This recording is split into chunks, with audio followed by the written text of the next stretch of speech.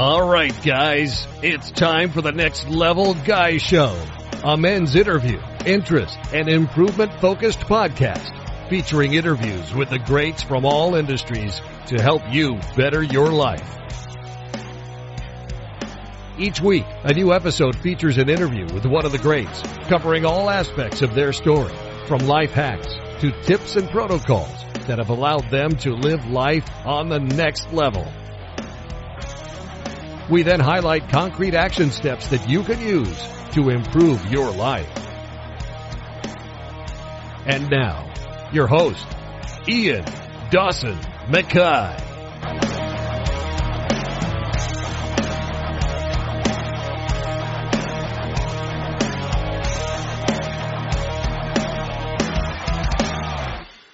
And today's guest is Brandon McCaghren. Brandon earned his Brazilian Jiu Jitsu black belt under Eddie Bravo and was the first 10th Planet Instructor in the entire Southeastern United States. He's received each of his Jiu Jitsu ranks directly from Eddie Bravo, currently holding the rank of first degree black belt. Brandon is one of the most highly respected instructors in the global 10th Planet organization, teaching seminars all over the United States and internationally on a regular basis. 10th Planet Jiu Jitsu Decatur was recognized as the top rank academy in the 10th Planet system in 2014, which was a large part due to the team's competitive successes and Brandon's reputation as a world-class instructor. And in this interview, we discuss how to be the best you possible in Brazilian Jiu Jitsu, the importance of situational sparring, why you should consider competing at Brazilian Jiu Jitsu, how to hack your way to success, and so much more. And now, let's get to the interview. Thank you so much for coming on. It's an absolute joy. Usually I know exactly where I found you, but I always associate my jiu-jitsu now with you. I found you on YouTube and I've never looked back.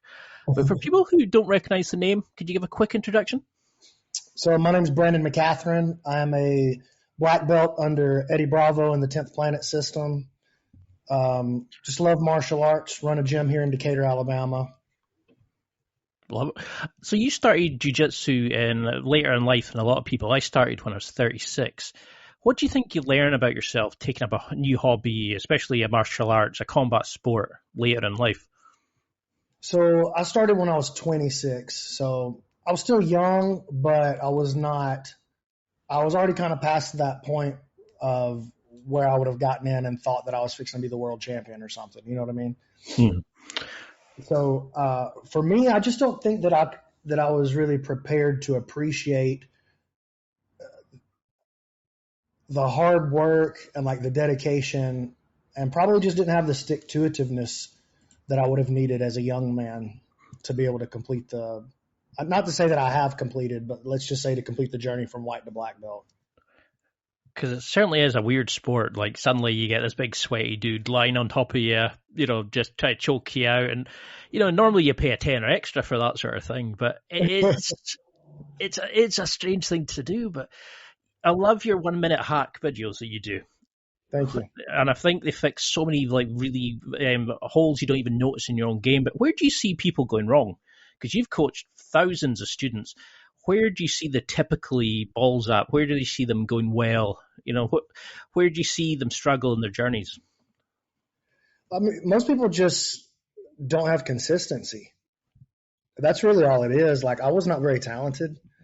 It was probably 2 or 3 years before I even tapped anybody in training that I was like excited about. You know what I mean? Like when I felt like, I could go home and write that one in my journal. So I think most people, they just don't understand how to stick with something. We live in a microwave society, you know what I mean? Like I want to pop this meal out of the freezer and into the microwave, and I want to have a full home cooked meal in 3 minutes, but it just doesn't work that way, dude. So see when people are actually rolling, because I've noticed this, you do amazing in the technique when somebody's showing you put a bit of resistance in and they go, brilliant, getting this a wee bit more, getting a wee bit more. And then the second they say, let's roll, it's like you knock everything out your head the second you get swept.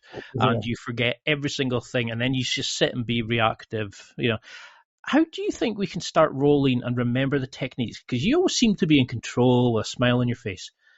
where does that come from, and how can we learn it? Because you look like you're having a ball rolling. I look like I'm crapping myself waiting to be swept. How do we get that confidence to try things and, just be better at rolling? Well, I think it's two things. I think there's a mental aspect and I think there's a physical aspect. The physical aspect is simply that just people don't spend enough time on the mats. So you have to spend enough time that you feel comfortable, just in your own skin. You're comfortable, you know how to move your body. Mm-hmm. You're not really being met with problems that you haven't at least tried to solve before. Maybe you're still being met with problems you can't solve, but you're not being met with problems you've never encountered before, generally. And then the other thing is I think people just get like the mental part, and this is even more important really, is people tend to get their self-worth tied up in their results. And that's just not a healthy way to do it. Like your results really in anything they're kind of out of your control. You can't really control the results. The other person wants to win too. You know what I'm saying? And they train hard, or maybe they even train harder than you. So the results are out of your control.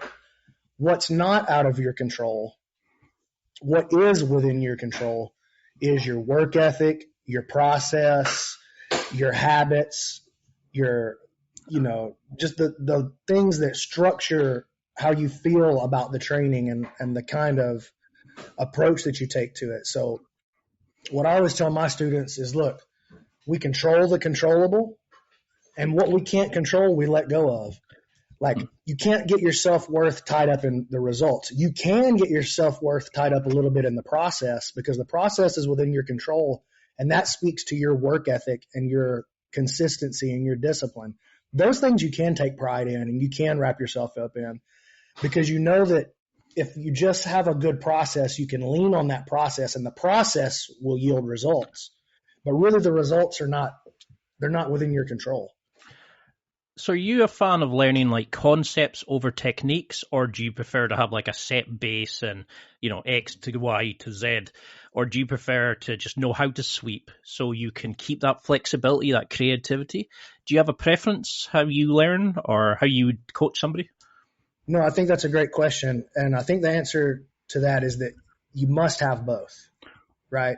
Like, concepts are great, but if I don't have a technique in which I can apply the concept, it doesn't really stick. Yeah. So if we're talking about like what is jiu-jitsu, like what is it made of, what are the fundamentals? People will try to tell you, well, these are the 36 moves that are the fundamentals of jiu-jitsu. You need to know an arm bar, you need to know a cross choke, and okay, those are beginner moves, but those are not the fundamentals. The fundamentals are balance, weight distribution, leverage, timing, patience, perseverance, self-control, discipline, attitude, focus, integrity, excellence. Like, these are the principles of jiu-jitsu, right? And so what I believe is that if I'm going to teach you, let's say I'm going to teach you an arm lock in class tonight, okay? The arm lock, all right, step 1, I put my hand here. Step 2, I put my foot here. Step 3, I move my body off to this angle. Okay, that's fine. But what if the circumstances change? And if I just know it as step 1, step 2, step 3, I don't actually know how to apply it once you stick something in the spokes and stop the wheel from spinning, right? So when I teach you the arm lock, yes, I'm going to teach you your hand goes here, but more importantly, your hand goes here because it's the end of the lever. Yes, your leg goes here, but your leg goes here because it controls the posture. And so when you lose control of something like an arm lock, you don't go back to what was I supposed to do with my hand again. You go back to I have to control his posture. I have to distribute my weight properly. So once you have a grasp of the fundamentals, the fundamental principles, then you can take those principles and they apply to every technique. And so now today you're coming into class and we're working on heel hook escapes. Well, I'm going to teach you heel hook escapes through the same filter of balance, weight distribution, and leverage. And so now once you make the recognition, a heel hook escape is made of the same principles that an arm lock is made out of, which is made of the same principle as shrimping back to my guard, which is the same thing as a takedown. Now every time you come in, I may be giving you a specific technique, a filter through which we study, but the topic of the night is the art of jiu-jitsu. We're going to teach it to you tonight through the filter of heel hook escapes. But while you're working this heel hook escape and you're learning balance, weight distribution, and leverage, you're actually learning the entire art. And once you've got a grasp of those truths, you can lift those truths and apply them in something that feels like a technique that's at the other end of the spectrum. It feels like these are unrelated techniques, but what you actually understand, if you have a grasp of the fundamentals, that they are the same techniques because they're made of the same content. It's really hard not to start taking notes, because it's so weird how speaking to somebody that I've seen so many times on YouTube, and your videos just stick. I kind of understand what you're saying, and I follow it, and really sort of technical techniques. I'm like, right, I'll watch Brandon. He'll explain that. Where does this level of coaching come from, and what similarities have you noticed with like Eddie Bravo, Stephen Keston, Chewy, all these amazing people you've trained with, all the amazing PGF fighters? What have you noticed about the similarities that make people great compared to the usual hobbyist? The teaching similarities? Well, have you noticed, like, in the way they perform, in the way that they learn, like how you would teach them? Is there a way that people can take the way they approach the mat to improve their own game? I know it's a bit of a loaded question, but... Well, I've been really lucky in my martial arts career that I've had great teachers like to stand over me and watch me. So, everybody knows Eddie Bravo, everybody knows these big jiu-jitsu names, but really my first coach in the martial arts is a guy named Jamie Webster. And Jamie is not a Brazilian jiu-jitsu practitioner. Like he understands grappling, but he was a Japanese jiu-jitsu black belt, Tong Sudo black belt. But he also had a degree in elementary education. And so that's what his college certificate, college degree was in. And I was really lucky that when Lindsay and I started learning, we were learning from Jamie. And Jamie is a great teacher. He understood how to take all of those ideas and lay them down real simply to where even like kids could understand what he was asking them to do. And so for me, that was a really big part of the formation of my martial arts education and from helping me to start understanding jiu-jitsu from a teacher's perspective. I could think back to the way that Jamie taught because it was so helpful to me and to my wife. And then I moved on to Eddie. Eddie is a very systemized guy. So Jamie is a very principled teacher, but Eddie is a very systematic teacher. Here are the steps. Here's the process. Here are the exact drills that I want you to do. Do it exactly like this. And that was good for me too, because that helped me have an answer for and things to drill for every possible scenario, My wife has been a great example as a teacher. She has a degree in education as well, and she worked in the public school system as a math teacher for 13 years, 14 years. I can't remember exactly. But probably the greatest teacher in my life is a guy named Lonnie Jones. And Lonnie, he's a teacher, but he's not a martial arts teacher. He's one of my purple belts. But Lonnie told me one time that if you can't explain it in a way that a 6-year-old can understand it, then you don't understand it yourself. And I've tried to keep that in mind. Just be a regular old dude, when it's time to be on the mats. And I don't think it's healthy. I think some of the way that we have the jiu-jitsu hierarchy structured in our communities is not necessarily healthy and not conducive to learning. It places the teacher like he's better than the students.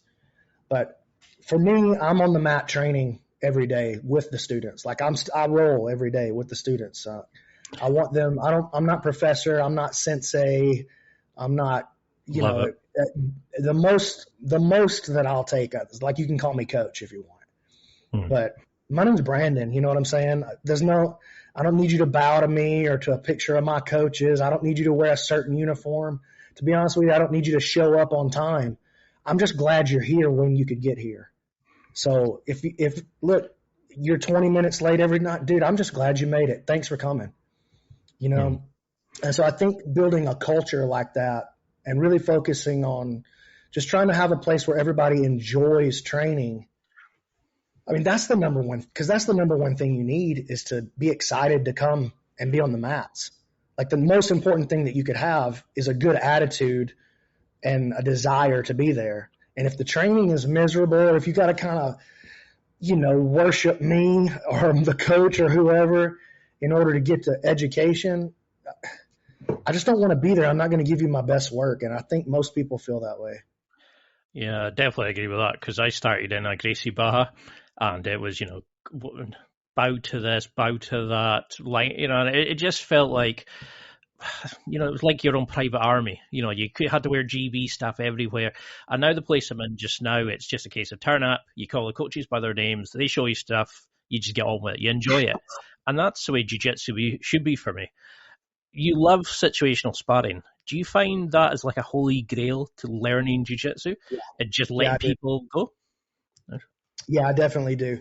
And the struggle as a coach is to keep it situational and stop them from turning it into a full-blown war, like, hey, man, we're only passing the lockdown half guard right now.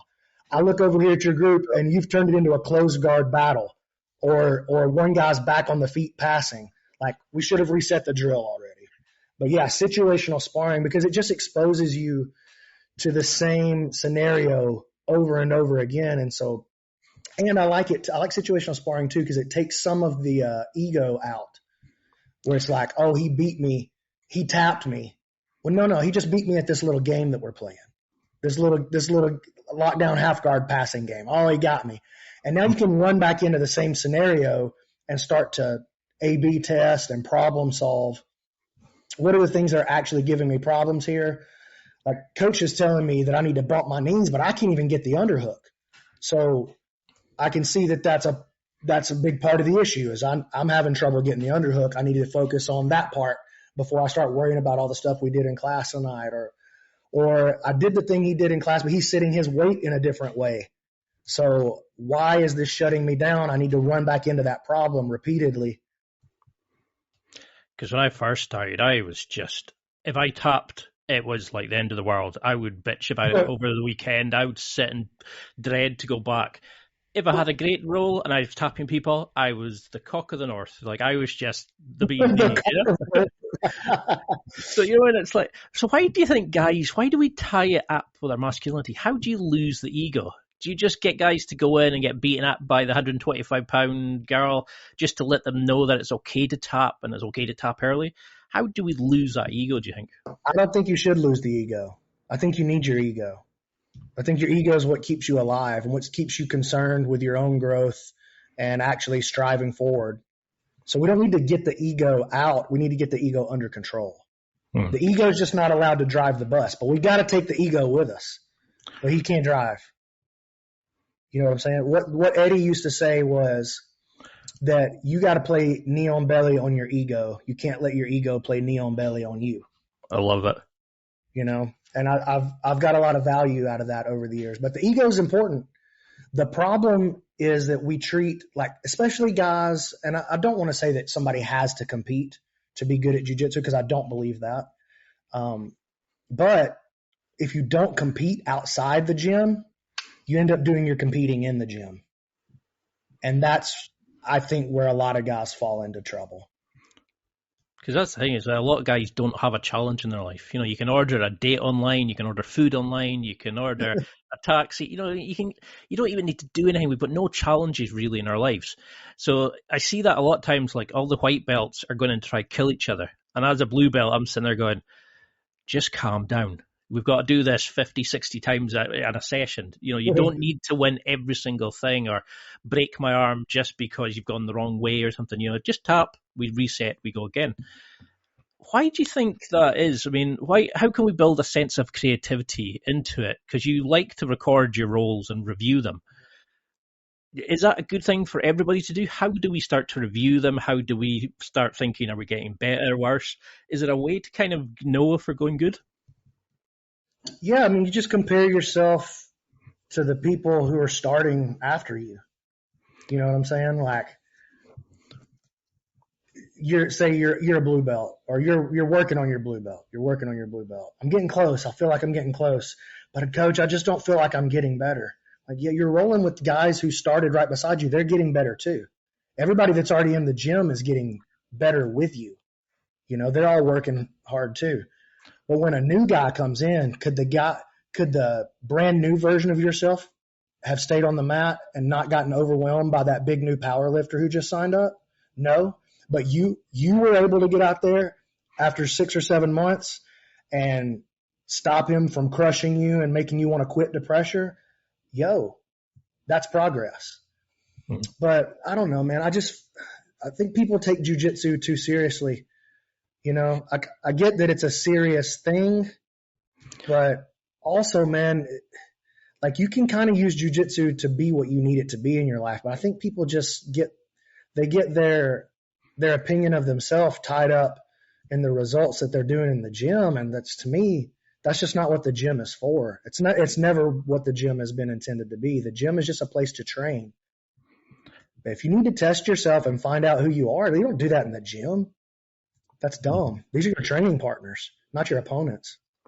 No, that's very well said. I mean, you see it the whole time. It's like white belts, or it's almost like it's a blight on their masculinity if they tap. And you're just like, why are you still fighting that? Just tap it and we'll go again. And you learn it as a blue belt, you know, just let it go. If you know somebody's going to hurt themselves because of the way they were turning or whatever, you think, oh, well, I know I could have tapped them, but let's just go again. How do you then go? You know what's the hard part right there, though? So it sounds like the hard part is learning to tap early. But the real hard part is being the guy who had the arm locked all the way up and decided to let him go, and you're okay with that, and you don't have to bring up to him that you let him out. Just let him run his training however he wants. I don't have to bring up to him that I was only working on my side control escapes. Yep, there's guys. When he walks away, if I'm only working on side control escapes and he walks away and he tells his little group over there, yo, I passed Brandon's guard, that has to be okay with me.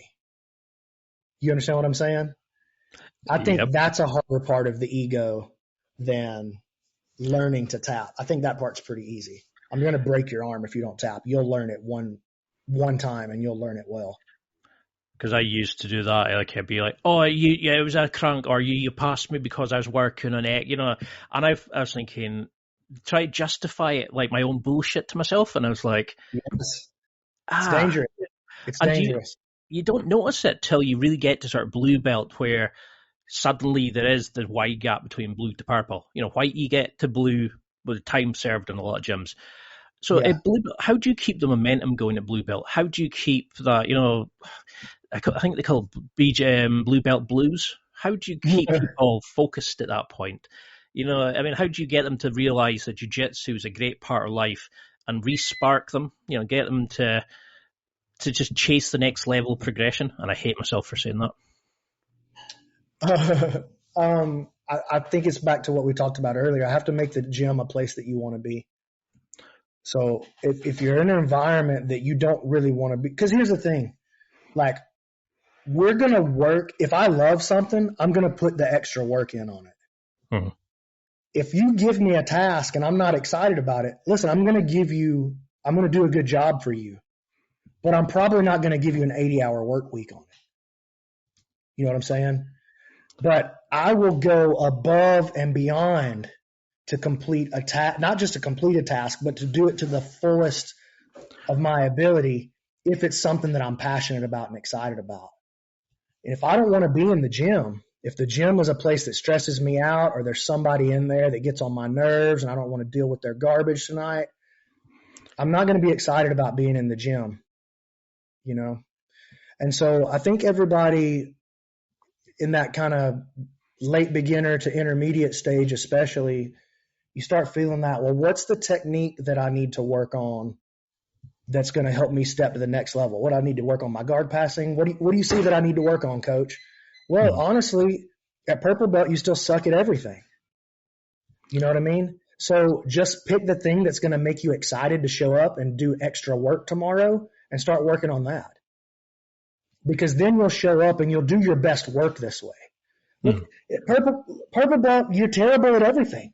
You're not good at guard passing yet. You're not good at, you're a purple belt. You're intermediate for a reason because you don't have advanced skills yet, right? So what do I need to work on? You need to work on everything. So why don't you just start at the place that gets you the most excited to show up and put in serious work? And that will produce growth. And the next thing will spark off of that. So how would you advise somebody, say somebody who's listening is thinking, yeah, that's great, but I can't fight. I can't control a roll. I'm not aggressive. I've spoken to others who are jiu-jitsu players who have said, like they have to find a balance between the two. They have to find their aggressive point. They have to have a mantra. You always seem to be just having a laugh and, you joke throughout rolls and you're twisting people up and throwing them around the place. How do we find that aggression? Do we find the aggression or do we just find a point of enjoyment to? I don't think aggression is really the trick. I think it's just being good at what you do. Like you got to be great at your craft. Like if Eric Clapton was sitting here, I said, dude, how do you go on stage so comfortable? And then you can sing and play your guitar at the same time. And then you can look over and notice somebody in the crowd while you're playing guitar. Yo, that's a seriously intricate skill. Yeah. How does he do it? Dude, how does he do it? He's not playing the guitar. He's using the guitar to express him. It's inside of him. The music's coming out of the end of his fingers. You know what I'm saying? It's natural extension of himself. And that's the way I feel. If you want to have that kind of comfort level, you have to have that many mat hours. So I've put in more mat hours than anybody I've ever even known. So I love saying the world, and I'm not even saying I'm the best ever. I'm not even like trying to make an assertion to that, but nobody loves being in the gym and rolling more than I do. Because it certainly comes across in your videos. I love how you're just always got a smile. You're always just like cracking jokes and having a laugh, and you're always got to be involved. And you've got, and I love that about it because I've spoken to guys in the changing rooms and they've been like, I don't feel like I deserve to be here. And it's like, well, you pay your membership, you turn up, it's like they kind of think I'm not good enough if I can't be learning the skills that you're paying to do it. And I find that imposter syndrome such a weird thing. Have you had any students who've struggled with it? Well, I struggle with it. Like, I think everybody that's honest with themselves feels like they're not, like, oh, I'm a fake, I'm going to get found out. Like, I remember before I started doing jiu-jitsu, I felt that way about music. When I started doing commentary for EBI and combat jiu-jitsu, I was like, oh my God, I'm going to go up there. I'm going to be this redneck and I'm going to say something stupid. And, and then it comes out. I go back and listen to it like, Jesus Christ, they're never going to invite me back. I sound like an idiot. I think everybody struggles with that. That's just part of being a human. I get that with the podcast. I'll say something and I can see somebody's reaction going, what the is he talking about now? And because I think you put too much pressure on ourselves. We kind of just go, I survived this fight. Whoever wins it gets to take home the golden goose or something. It's like the extra panic that we put on it. But how do you get somebody to, because you said you were a quitter and you weren't tough when you started jiu-jitsu. What changed? Well, I was really lucky. My wife and I started together. And I think if I had not had her there with me, that I probably would have quit in the beginning. But there's no way I was quitting in front of my wife, especially while she was still going. And then she's going to be able to kick my butt in like 3 years. There's no way. So I got really lucky in that regard. Because I was exactly the same. If I hadn't started with a decent class of beginner students, I think I would have gone that, because I still train with one of the guys who I started with, and that's amazing. And I've gone through girlfriends, I've gone through jobs and stuff, but I still go to jiu-jitsu. But I would have given up because I was always the guy that, bit tough, right, I'm leaving. Why do you think we do that? Is it because we've got no challenge in our lives? Do you find guys don't have creative outlets like music and stuff, that we just drink and drugs and things like that? Do you notice a thing in the people that you coach? No, notice what specifically? Like, do you notice the reason that they struggle with the kind of just taking on the challenge of jiu-jitsu, being aggressive, being, into a sport where people are, smashing your head into their armpits and try to choke them out of heart? Why do people struggle staying with it? Mm-hmm. Have you noticed a consistency reason? It's hard. It's hard. I mean, anything hard, there's going to be an attrition rate. I'm sure I don't know what the stats are, but I'm sure there's some stats on how many people start climbing Mount Everest and don't make it up. I mean, most small businesses fail, right? Where they say 80% of small businesses go out, close within like 5 years. Anything that has a difficulty level to people without talent and work ethic are going to fall off right away. And then eventually the ones without consistency fall off, even if they had talent, and even if they worked hard in the beginning, if they're not able to put together consistency, then they fall off as well. Chris Howder I don't know Chris, but I'm a big fan of his. He's got a great video and there's a little tagline in it where he's looking at his students and he goes, listen, it's not about who's best. It's about who's left. And to me, that's really the way I feel about my own journey in jiu-jitsu. I wasn't the best. I wasn't even good for many years. But as I kept training, I started noticing that all of my peers were falling to the wayside around me. Yeah. That one falls off for injury. That one got married. That one moved to Texas. That one just quit. That one, somebody made him mad and he dropped 2 of his training days, and now we don't see him anymore a year later. And this one got a girlfriend, and it just whoosh, whoosh, whoosh, and they just slough off over the years.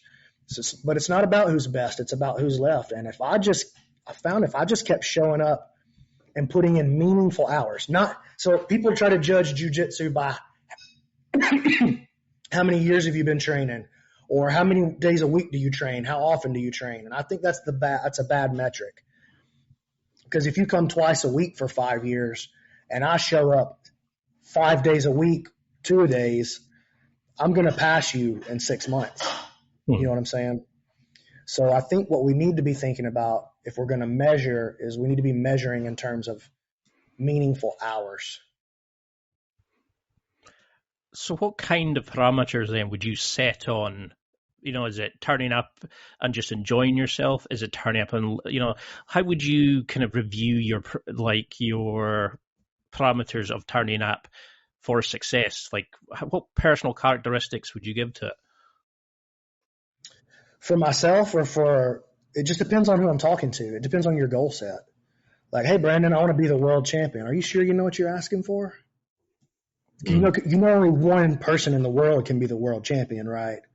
Are you sure that you got what it takes discipline-wise to go after that? And if you do you have what it takes to get near the top or not that close to the top and then fail and come back again?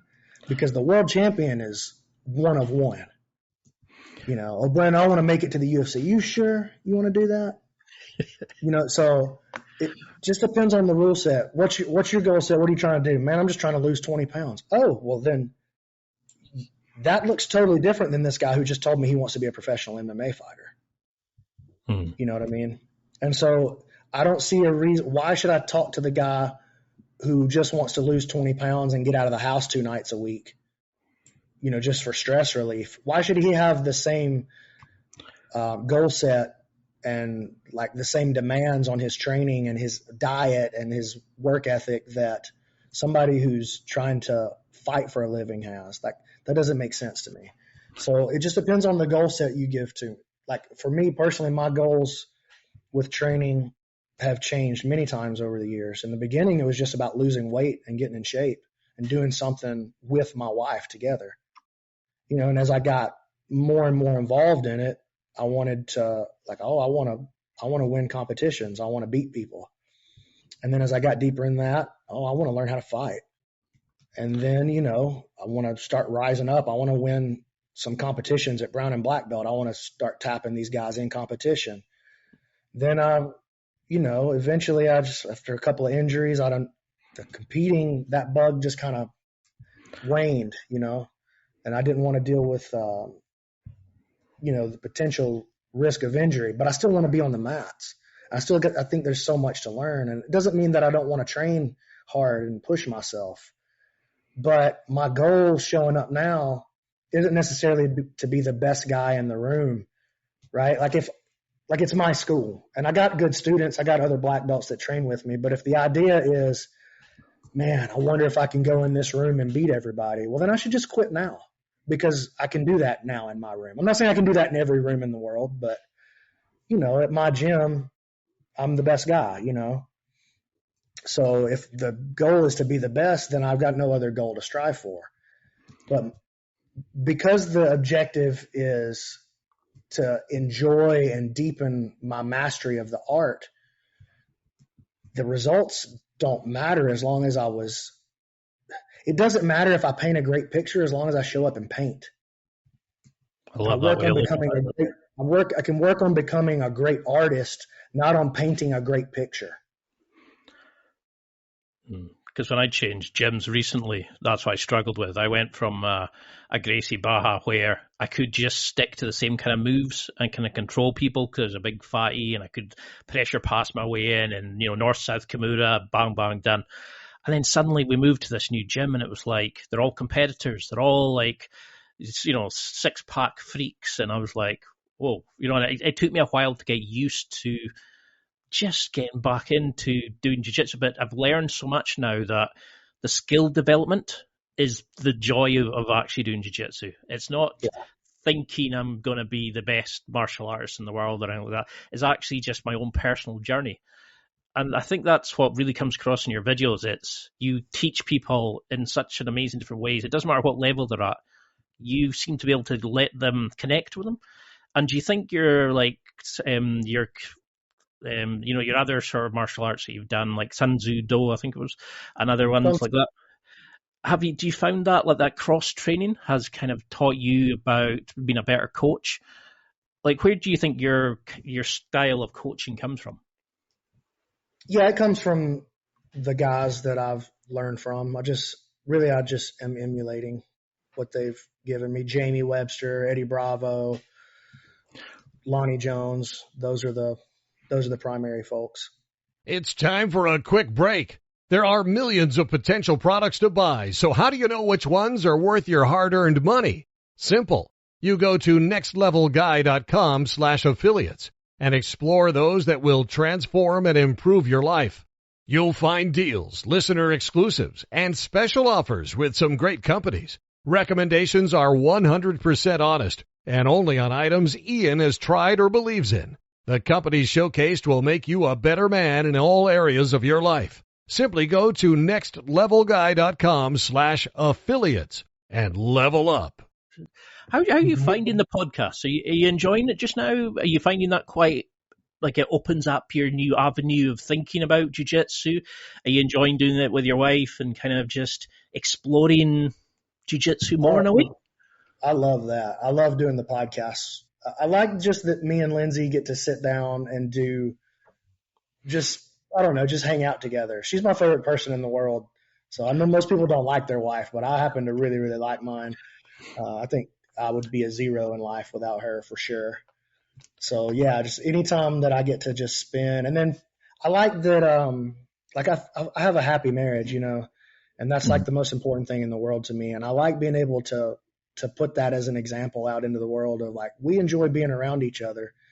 And, not to say like, do it the way we do it, but to show you like, look, man, you can have we've been married 21 years coming on next month or May. So a month and a half. And, I don't know. I love her more than ever. So anytime that I get to spend with her is just a blessing. So yeah, I love doing the podcast with her and just having fun and letting people see that, you can have that too. You could, like, marriage can work. I know it doesn't normally, but it can work great.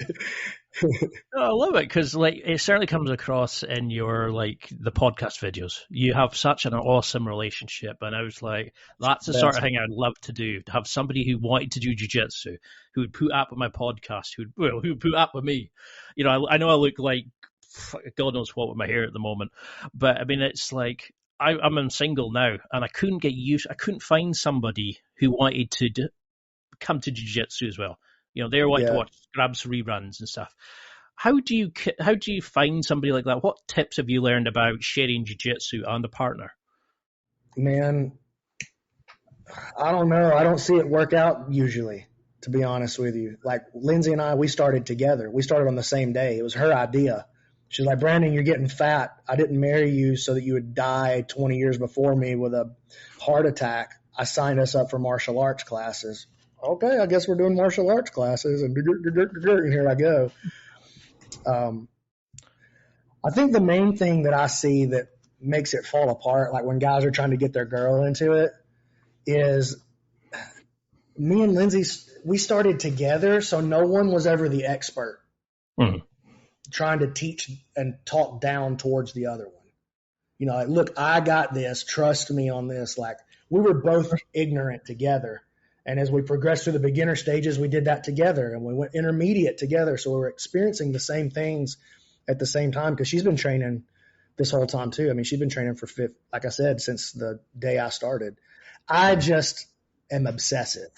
And so after about the purple belt level, I forsook the rest of my responsibilities. I was like, I'm going all in. You're a brave man if you're talking down to your missus. That's the one thing I learned was never say anything bad. Don't you see people do that all the time though? Like when they like say if we were going to learn guitar together, and I already was pretty good, and I'm bringing you along, I'm going to get frustrated because you don't understand the basics. Like, oh, what do you mean you don't know how to do a G chord? No, just put your fingers here. No, stop. You can't tell that's wrong. You can't hear that and tell that's wrong. Oh, this is never going to. And then we start getting frustrated with each other, and it's a struggle. Because that was something I was very interested in was, you know, there was a video on the BMAC, sorry, not the BMAC show, I think it was called at that point, where there was like yourself and Eddie and a few mates playing guitar and, you know, just strumming along and having a laugh, and Eddie launching into his conspiracy theories. And, you know, it just looked like a great laugh. And, you know, I was just like, get a cold pitcher of beer, you're laughing. Like, what do you think learning instruments and stuff like that, do creative hobbies like that help your jiu-jitsu, or is it a way to unwind from the stresses of business, fatherhood, that sort of thing? Yeah, both. It's definitely a way for me to just unwind, but I think I think you kind of like jiu-jitsu is a way for me to unwind too.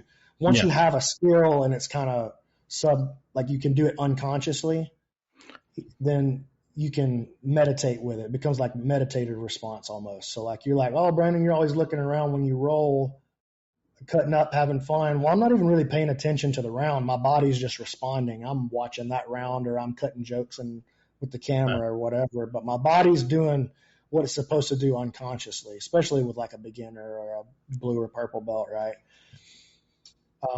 Music's the same way. So because I've been playing music a lot longer than I've been doing jiu-jitsu. I started as a musician when I was about 15 years old, and, you know, same obsessive gene. I treated that the same way as I treated jiu-jitsu in the beginning, you know, just obsessed for a decade, longer than that really.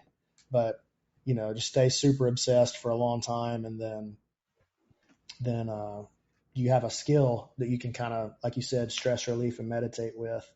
But I do think that anything that you have already gained a level of mastery over, even if it's not like deep mastery, anything you've already learned and have grasped, you also learned how to do everything else in that moment. Whatever else you want to learn in life, you learned how to learn already. You just have to find what were the principles of learning, and then lift those and apply them to the new task, the new hobby, or whatever it is. So like, how do you get better at jiu-jitsu? Oh, well, it's the same way you get better at guitar. You pick up the instrument and you play it every day. You listen to people who know more than you and pick their brain. Have somebody who knows what they're talking about sit and watch you and critique you. And then you should go and book a show in front of everybody and try to play it. And that'll tell you where you stand. You know what I mean? I've done Guitar Hero and I know how bad I am with that. A coffee shop and you suck. That's not a good feeling. So it makes you prepare extra hard. Just like competing forces you to be on top of your game and to be extra prepared.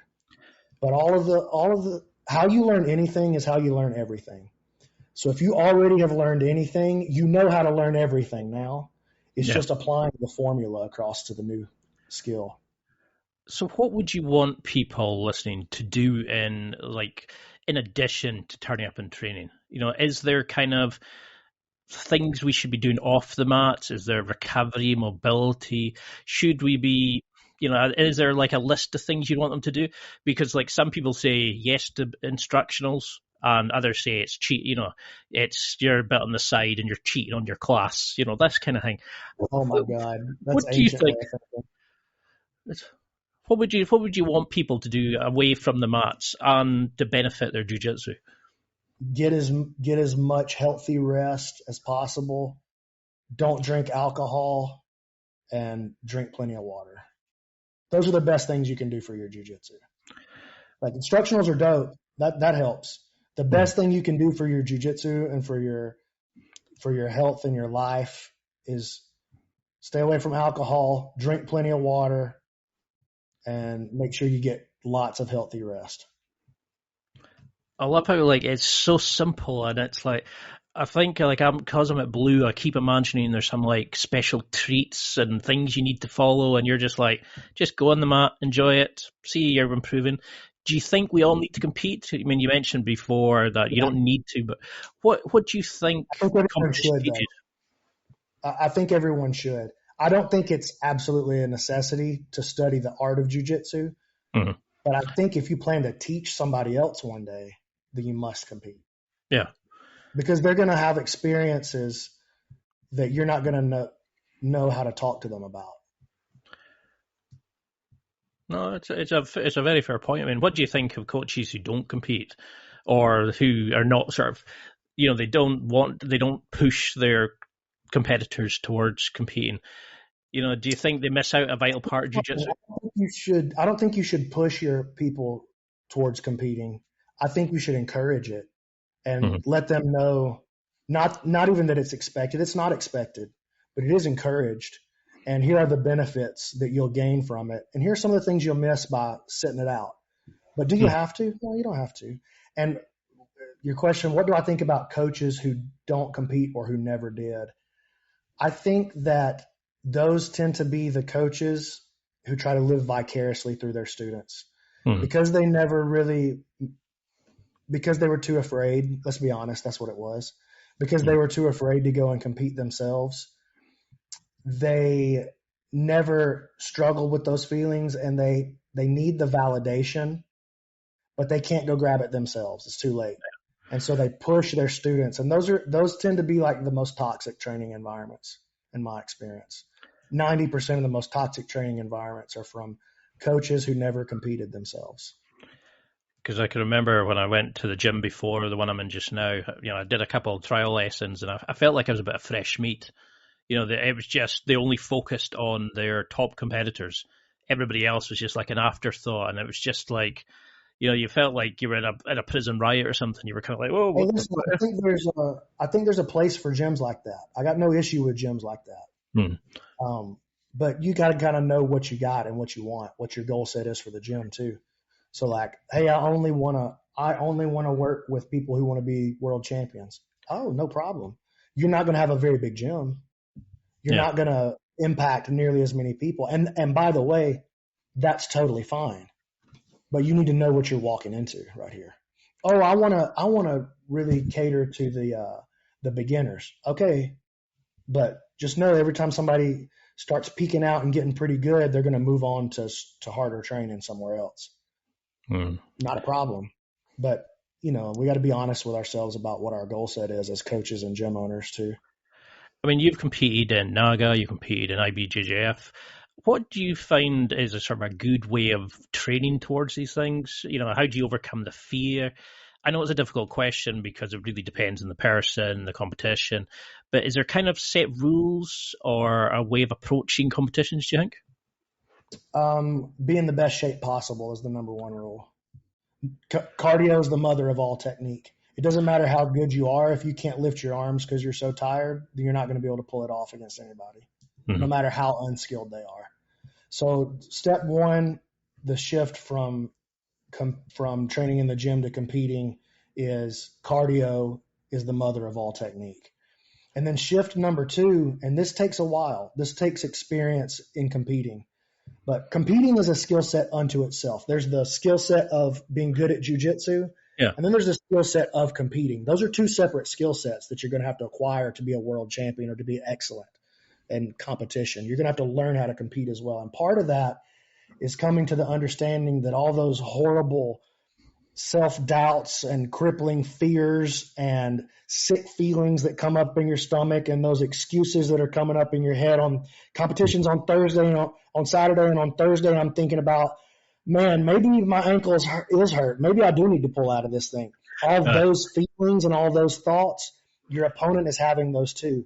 And not only that, but this is not your body asking you to pull out and to not compete. This is your body. This is what the body does when it's time to fight.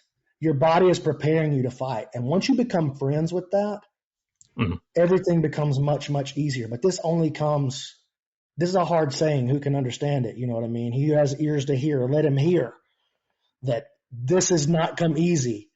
This is something that comes from repeated exposure to that stress over and over. And I start to understand that when my body and my mind start to react this way, this is my body preparing for battle. It's preparing for battle or a run. And I've decided this is not a run situation. It's a battle situation.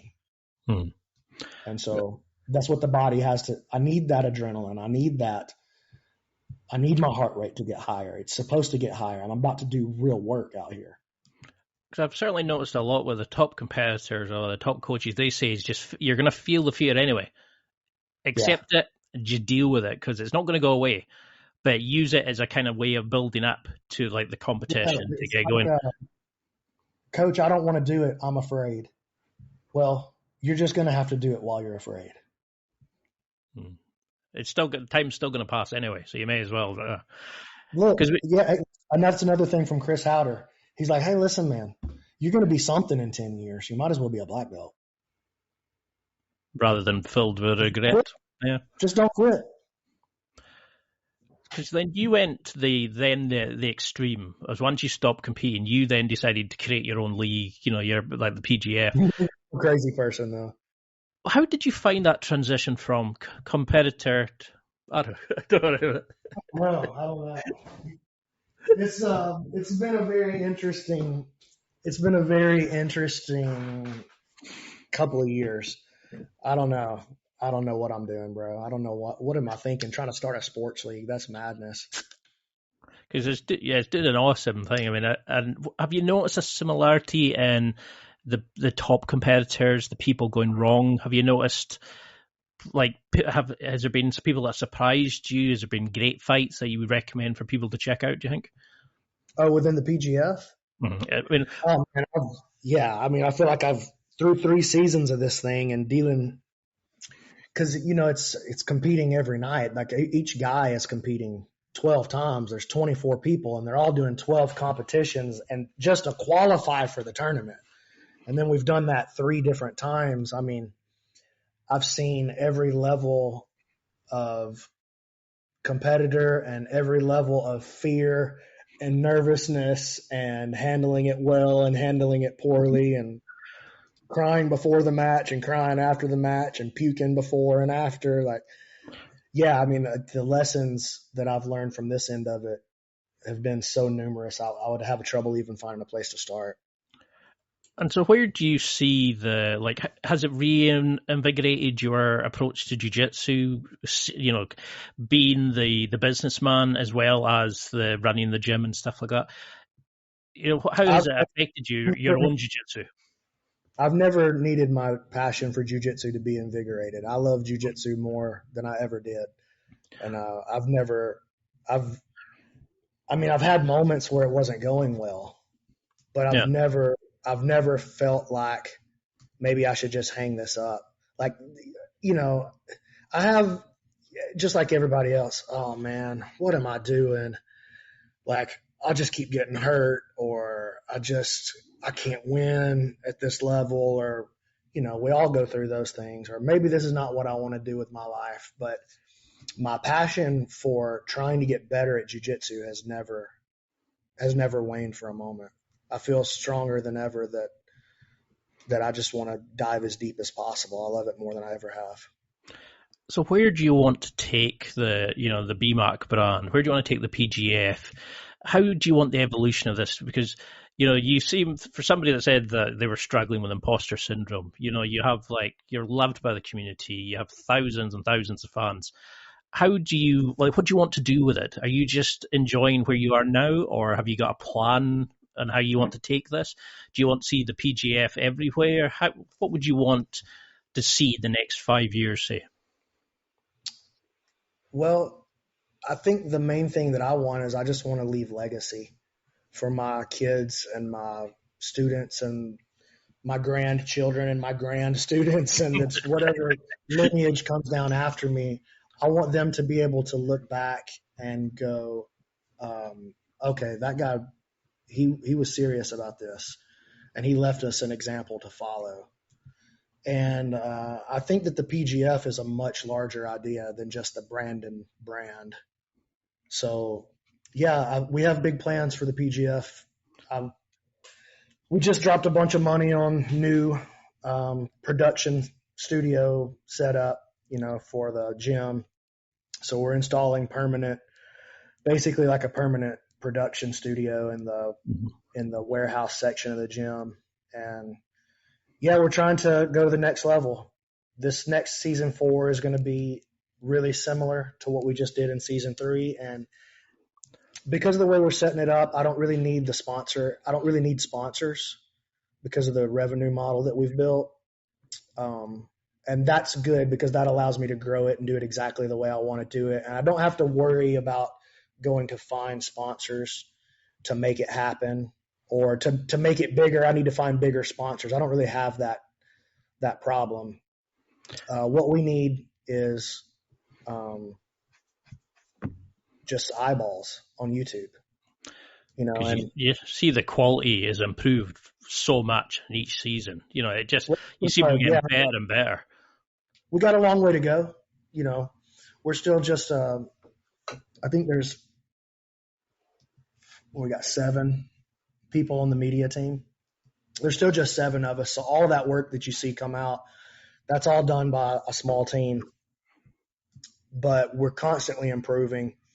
We're constantly reinvesting in the business.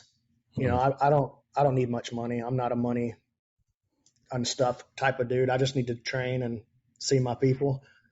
And then whatever money we do make, we just reinvest it back into the business. So the PGF right now it's a regional brand, and that's the idea.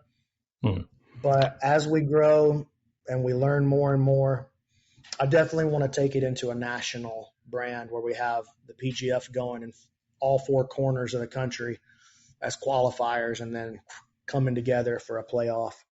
That'd be awesome. But we'll see. I'm not in a rush to make that happen, though. So I'm not giving myself a deadline like this has to be done in the next 3 years. I think it's more important to grow, and I think it's important to get the lessons and the growing pains out of the way while we're small, and it's important to build the 1,000 true fans. I don't need 1 million eyeballs on this if it's not 1 million eyeballs ready, and it's not yet. Right now it's 1,000 eyeballs ready, and we're getting, 7,000-10,000 views per episode. No, it's becoming a juggernaut, and it's as more and more people are finding out about it. And I think that's the beauty of social media. You can connect and find your tribe, find your 1,000 true fans.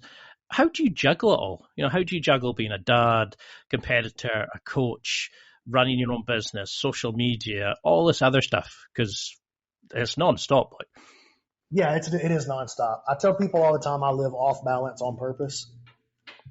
So the main thing for me is I just don't do, this is going to sound crazy. It's going to sound kind of crude, I guess, but I don't do anything I don't want to do. So if I want to do it, I know I'm going to, like we were just talking about, if I want to do it, I'm going to wake up and work as hard as I can. Nobody can outwork me if it's something I'm excited about. It's impossible to outwork me. But if it's something that I don't want to do, as I've built the team and I've grown maturity wise as a business owner, especially, I've learned to just punt those things completely. Like either, okay, Brandon, who's going to mow the grass? Hey, Brandon, the grass needs to be mowed. Well, I'm not mowing the grass. So either somebody else is going to mow it, I'm going to pay somebody else to do it, or it's going to go unmowed. You know what I mean?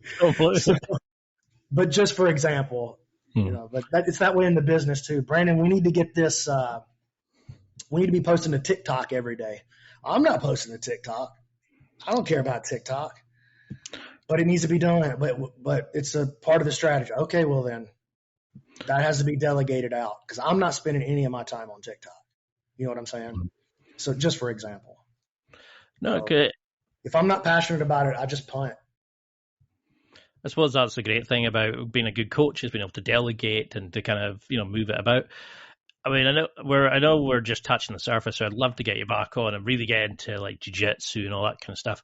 But what do you want people to take from this? You know, like because I mean, this has been an honor to have you on, but what would you want people to remember from this about jiu-jitsu, about becoming better men, becoming better athletes? How would you want them to take from this? I just want you to show up every day and have fun. That's the way that you'll do the best work. You know, and understand this. And I say have fun. That doesn't mean it's always going to be easy. You know, easy is not really what we're in search of. Like there's other easy stuff to do. You can sit at home and play Candy Crush if you want something easy. Actually, Candy Crush is kind of hard sometimes too. Different kind of hard. Yep.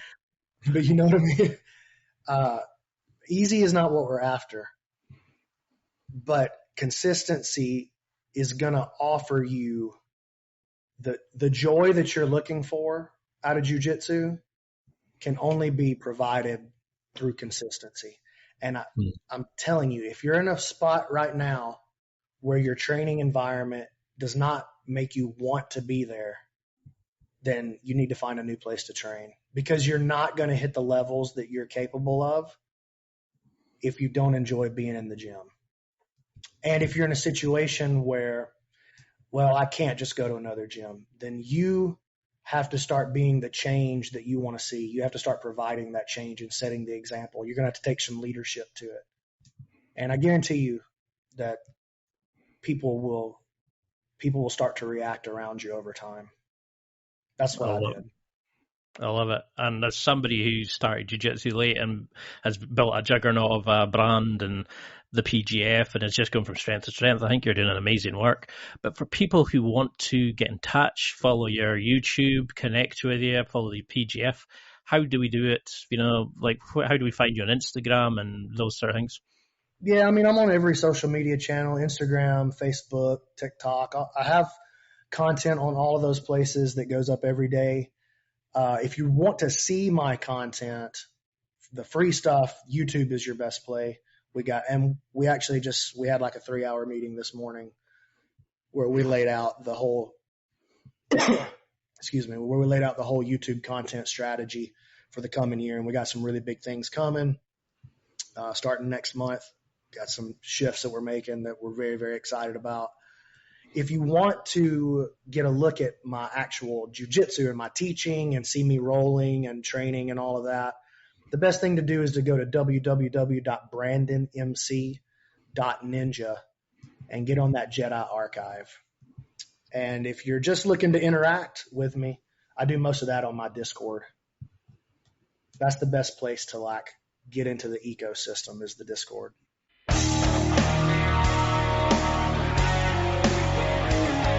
Well, that's it for another week, and thank you for listening. It's now time to take what you've learned and use it to develop and enhance your life with the key points mentioned. Listen, try it, embrace it, use it, and crush it. Now's your time to hit that next level in your life.